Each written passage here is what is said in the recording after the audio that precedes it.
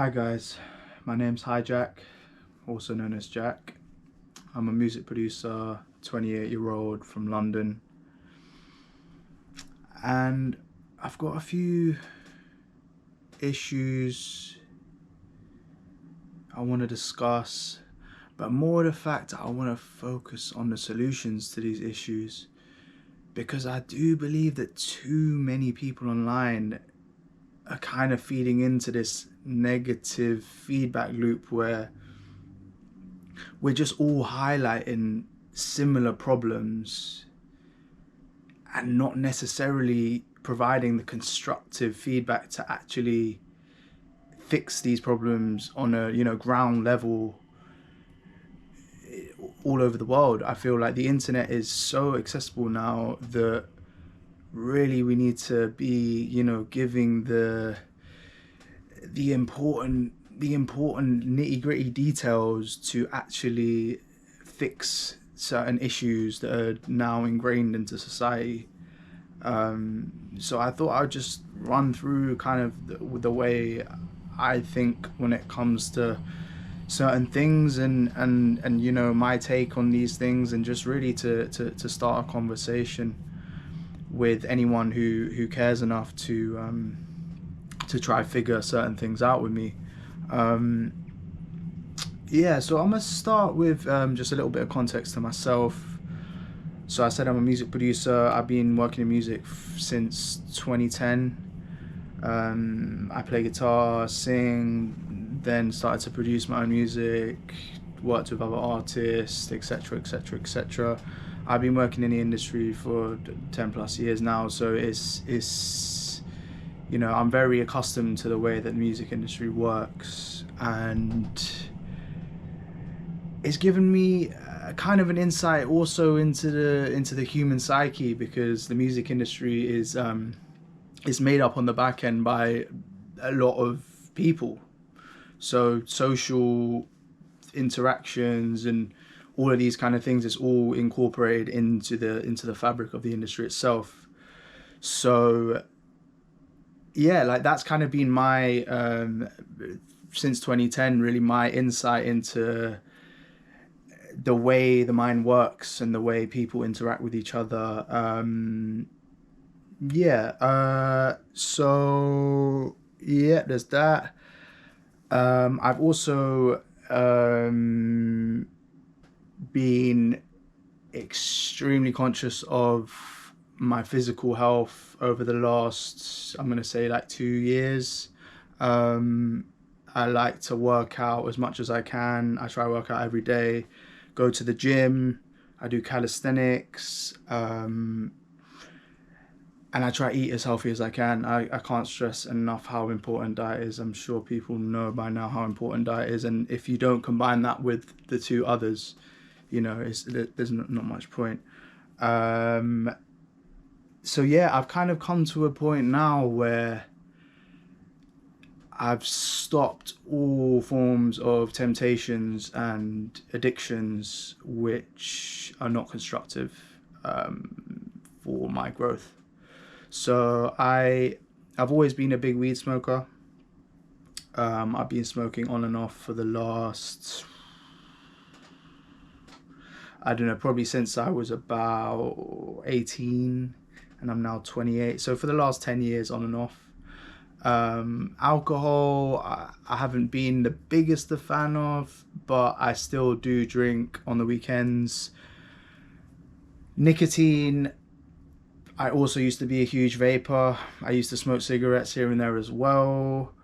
Caffeine, coffee, I also used to drink quite a lot when I worked in a bunch of retail jobs back in the day.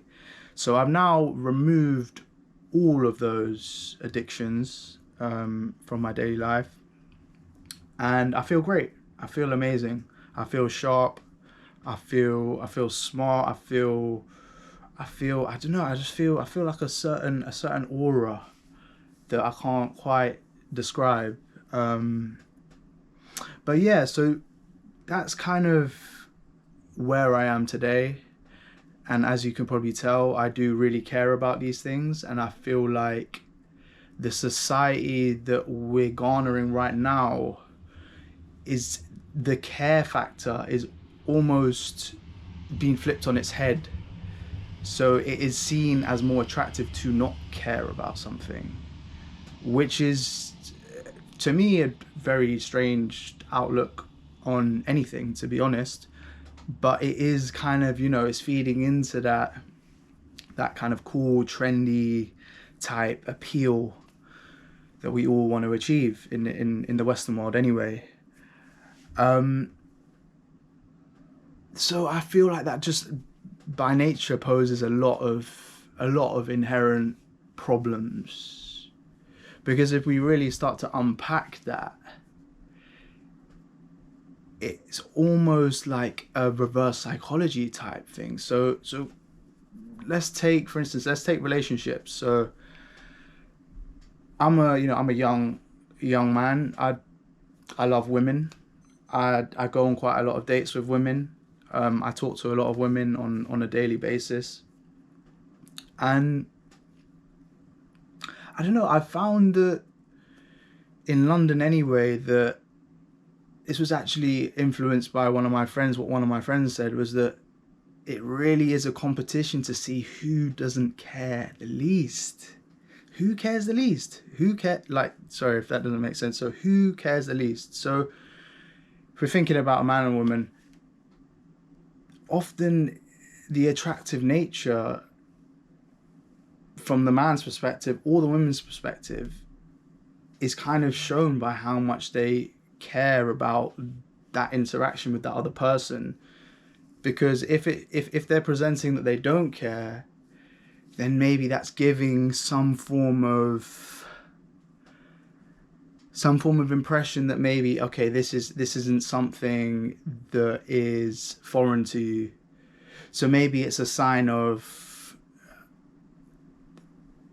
strength in a way, that maybe they've been in this scenario a few times before, maybe from the women's perspective, that if they feel like a man has been with many other attractive women, that makes them more attractive. That's fair enough, and that makes sense, but we don't want to tangle that with the actual true feelings and emotions in these scenarios, because that's when we all start getting confused. So, for instance, there was a scenario that literally happened to me yesterday, which I haven't experienced to this extent before, but really, really shocked me. So, I matched with a girl on a dating app. She was pretty. We chatted for a bit. We were getting along. All of these things. It was all cool. And then I asked her what she did for a living, and she said she was a dancer. I started to put two and two together, then understood that she was a stripper, which obviously is completely, I have nothing against that necessarily, but that's her choice. So I already knew that there's gonna be some issues here. There's gonna be some underlying things that aren't quite pleasant. So for me, I'm a carer for people. So for me, I was just, that didn't really faze me. I was kind of just taking things as they come. We then arranged to meet up. We met up. I went to her place, kind of close to me as well. We had some great conversations. Just kind of, we're just on the sofa, just chilling, watching a couple things, listening to some music, normal type stuff. And it was cool. It was really cool. I did feel like whenever I would kind of get a little closer to her, or I would touch her, or any of these things, just subtly, I could tell she was a little bit apprehensive, just by her body language. Maybe she would, like, if I would start to just, like, I don't know, touch her arm or her hand, she would embrace it for a second, but then she would, like, go to the toilet, like, just quite immediately, or just have, like, just have an excuse to have to, get something from the kitchen, and I could sense a very deep level of confusion when it came to affection, and it struck me. It really did. And the final thing that really hammered that one home was when I went to say goodbye. She was just standing quite far away from me, just like, bye. And I was just like, cool, can I get a hug? And she was like, oh, no, I don't really do hugs. I don't like, that's not really my thing. And I was like, come on, don't be stupid. Just come give me a hug. She kind of like came for the hug. I gave her a nice hug. Just a normal hug. And then left, went home. We planned to meet the next day because we got along pretty well. We were pretty compatible. And then the next day I got the message, oh, I'm so sorry, Jack. I got to cancel. And I knew that was coming. I knew that it wasn't just going to roll like that. I knew it wasn't going to just roll smooth. And she was like, I'm extremely confused right now. I don't know what to think about men. I don't know how to react in the scenarios that she was with me in. And then she talks about the hug as well. She said, and the hug at the end, she couldn't quite comprehend that, just that form of affection, just the simple hug, nothing more. And we didn't sleep together. We didn't do anything like that. Just the hug. And she said she didn't really want to see me again because of that. And I wasn't too surprised because I did already feel that sentiment, but it just made me really think that how have we got to a point? How have we got to that point? How are we okay with that? How, like, you know what I'm saying? How do we let that slide? Because for me, I don't want to let that slide. And I know probably a bunch of our other colleagues are probably feel the same way. So, you know, nothing good can come out of a situation like that. And yeah, it just really got me thinking. It really got me thinking about what are the core issues, not just within women, but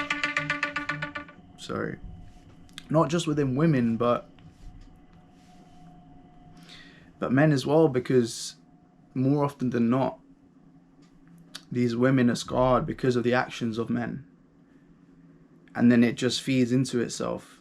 Then the actions of women affect men. Then it comes back. You know what I mean? It's back and forth. And then we there's no progression. It's going back. We're going backwards. We're going backwards with that one. There's no doubt about that.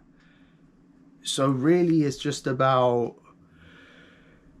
not only highlighting these issues, but really understanding them, and then trying to find ways that can slowly change these mindsets that are so destructive. And that's what I'm increasingly interested in looking into, and finding out for myself what things can we do just as a singular person, and how that can have a ripple effect in your community, and hopefully build out to larger areas. And I mean, one issue that comes to mind, which is obviously pretty rife in the Western communities at the moment, is family units not being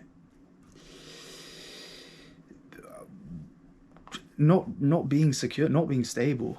Let's be real. Most of my friends, their parents are not together. Their parents are divorced. And I'm fortunate enough to have parents that are together. So I've grown up seeing and observing how love works really between a man and a woman. So if we really, really think about it, if a man or a woman's first perception of love is destructive, and it starts with a divorce, and it's I don't see my dad, I only see my mom, or I don't see my mom, I only see my dad, or it's when our minds are developing at that young age, we just think that's the default. So when I meet certain women that might not have a dad around, a lot of them seem to default to, okay, generalize that most men are not nice people, and we can't complain about that, because those are the cards that they were dealt. That was that they need to now consciously being trying to rewire their perception of one of the most confusing feelings in the world, which is love. So it's already a minefield when it comes to affection and love. So to add that other layer of confusion is just it's just so destructive. And I really think that that's one of the big issues in the Western world, along with education, which is another big one, which is obviously it's another huge issue. These are things that,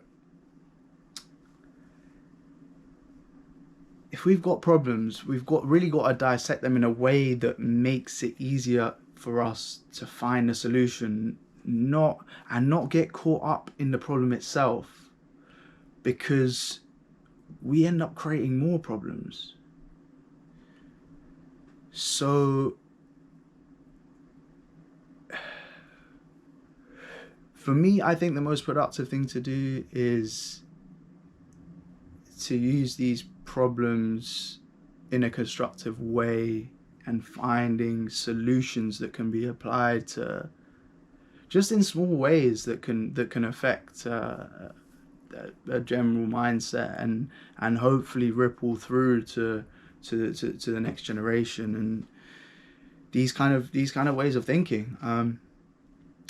And if anyone else would like to come on this journey with me of discovery and education and influencing people, but in the right way, in the way that it should be done, to influence an optimism rather than a pessimism when it comes to a lot of these things, then please reach out to me. I'm on social media under Hijack. It's that's with a 1, H1JACK. For the most part, it's a lot of music based stuff at this point, but I'm gonna start to just incorporate everything into one, and hopefully and spread the love. But thank you for your time.